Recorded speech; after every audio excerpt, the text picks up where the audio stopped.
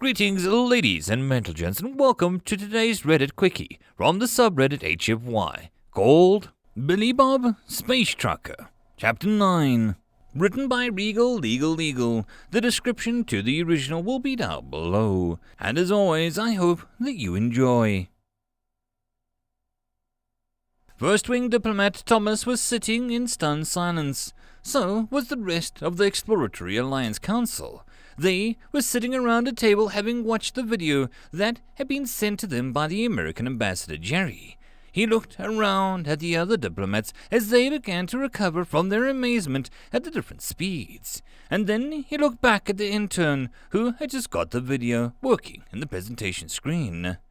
They insist on calling us what again? After some fiddling with the translator, I was able to determine that they desired to call us Space Eagles. Eagles are a large predatory bird on their home planet. Apparently, we possess a striking resemblance to them, and not only that, but our species is their clan symbol. He typed away on the console to bring up one of the images from the video again. There indeed was a symbol that looked something like a libertarian, but without arms, clearly an animal instead of with something with intelligence. But it looked menacing. In one hand, it clutched a symbol for an ancient human weapon Thomas had been told were arrows, and in the other hand, it clutched something that he'd been told was a hamburger. Apparently, it represented their desire for war and prosperity. Something like that. Right. And then the first segment. That was something of their military training or warrior cultivation program. No, I'm told those were sports. There was some murmuring amongst the panel as the second wing diplomat Sherry spoke up.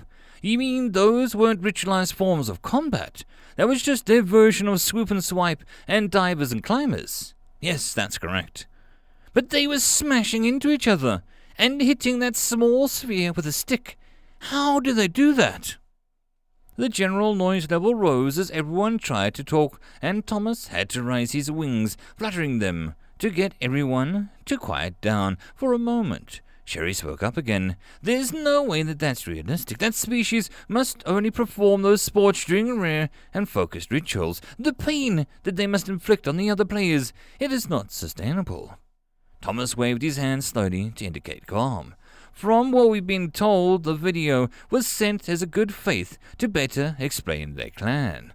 From what Blackwing diplomat Emily told us, this is on par with the mercenary that she has hired. It seems like the reports that she sent us are not too good to be true, but instead are incredibly fortunate for us. But will they help us? It's centuries since the galactic government marginalized us for an attempt to bring out the greatest of our species. They feared our potential and worked to bring everyone down to the same level. And this species is no different. The galactic government will soon move against them. They'll fend for themselves and won't give us any thoughts. Thomas shook his head and pointed his hand at the screen. That video seems to indicate a culture that would love to help us. But really, we just have to watch the mercenary with Emily. If he continues to behave as she thinks he will, and he represents these Americans, then they will be the greatest allies that our people have ever had.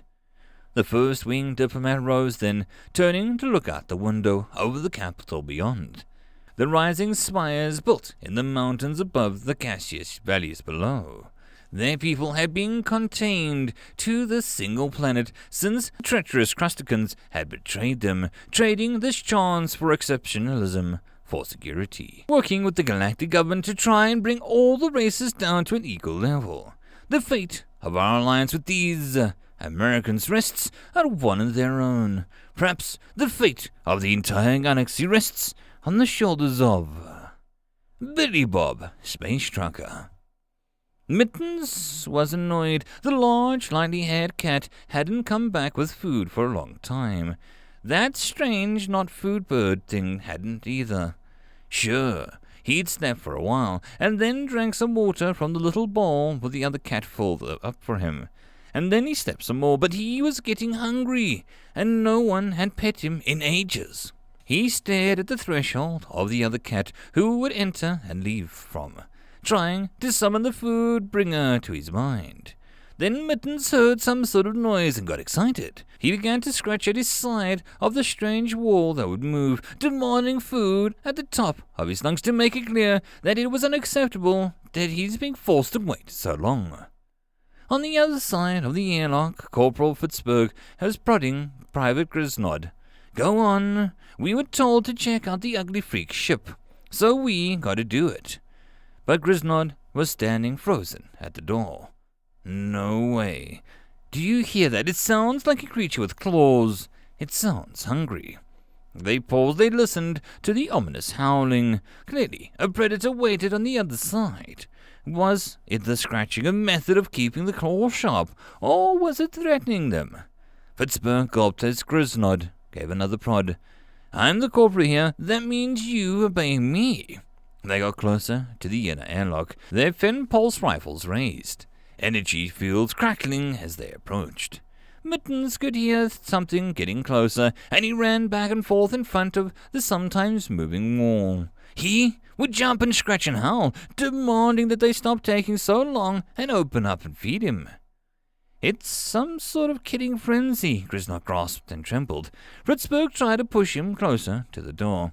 "It's a pet on a small ship. It can't be that bad." They said that creature bested the Wrestlian mountain crusher. What do you mean its pet can't be that bad? They paused as the scratching stopped. Mittens had grown annoyed, hopping up onto the bed. Maybe they'd think he starved to death and come running to feed him. Instead, they seemed relieved. Maybe it's gone.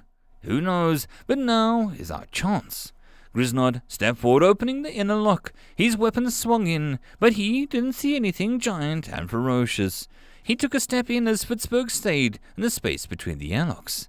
"Oh," Grisnod said, and then he saw the fluffy creature. "Was that you making all that noise?" He let out a relieved sigh, and then chuckled a little. Mittens, however, stared at him. One of the reasons Billy Bob had chosen a Martian marauder as a pet was because that breed of cat had been designed to hunt pests on Mars. They had a certain instinct built into them to attack something that they didn't recognize, and hadn't been in the company of once with those trusted big, semi-hairless cats. So after staring at the creature for a moment, Mittens jumped onto its face, sinking its claws in it deep. Grisnod screamed as he dropped his weapon and clutched his face. Fitzberg was just a blow slam into the other soldier, and then he slammed his fist into the airlock button, which let out a wall slam into the place. Turning, he ran from the ship's airlock as fast as he could. Grisnod's screams echoing down the loading dock as he moved. There was no way that he was going in there. He would take his chances back in the station.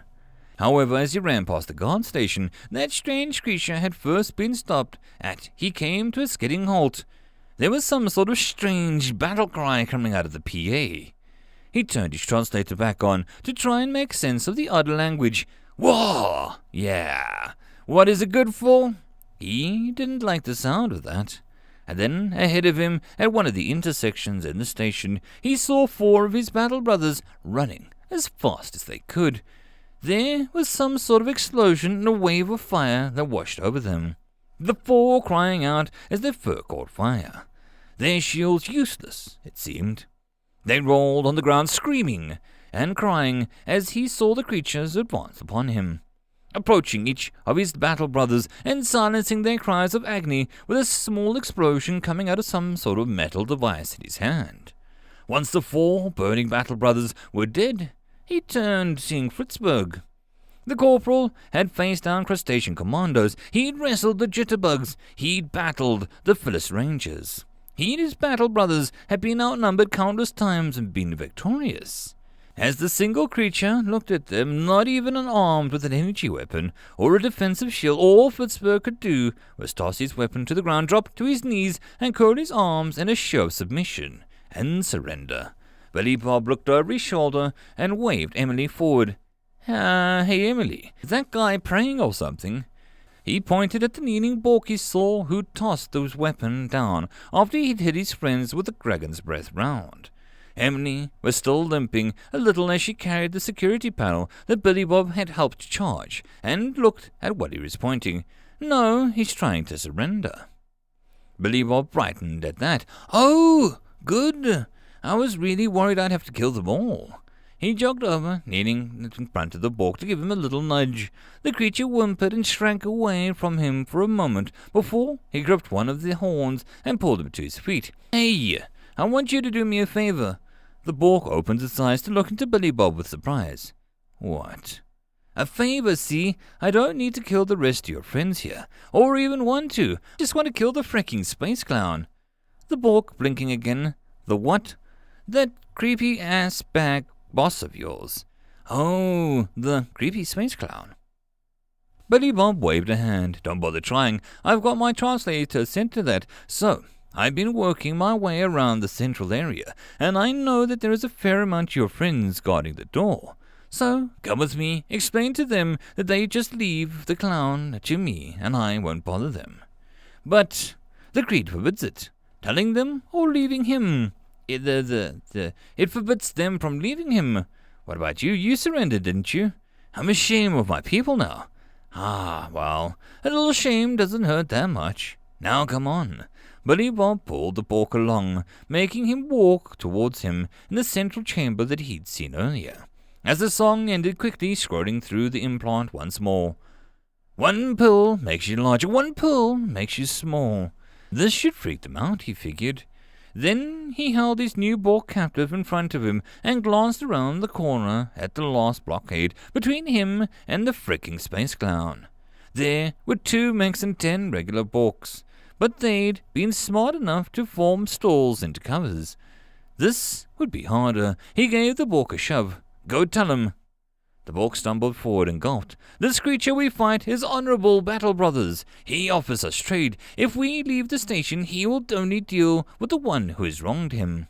He held up his hands forward, hoping that they would listen to reason. But Fitzbeg had heard the captain dwug. He's a traitor. Kill him. Billy Bob flinched as the prisoner was riddled with pink bolts of energy. His shield fading after a few seconds before he was cut to shreds. Billy Bob quickly peered around the corner once more. This was going to be hard.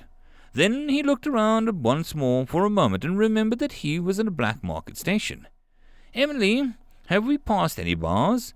What? Yes, a few. Show me which shops have alcohol. I'm going to make some human drinks. Is this the best time to get drunk, Billy Bob? They aren't for me, they're for our friends. It's a very special drink called a Molotov cocktail. There's sure to be a blast at parties. The Bork huddled behind the barricade, unsure what was taking the opponent so long to show up. Little did they know what was to come. And so ends another chapter in the adventures of Billy Bob, Space Trucker. I hope that you enjoyed. If you'd like to support the channel or the author, all the stuff is down below. And as always, I hope that you guys have a good one, and I'll see you in the next story. Cheers.